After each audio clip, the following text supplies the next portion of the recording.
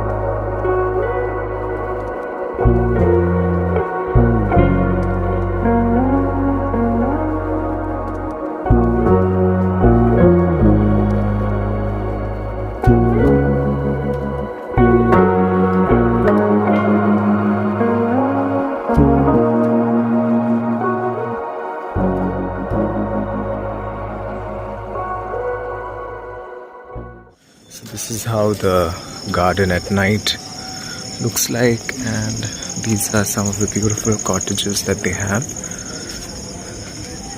The garden is exquisite in the morning as well as in the night. Just look at the landscaping.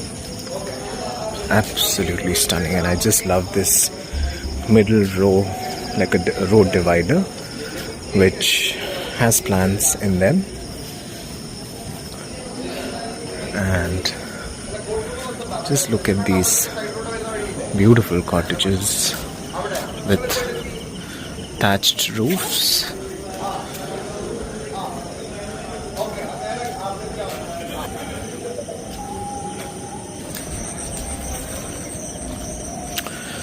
So these are single-storied cottages. These are duplex.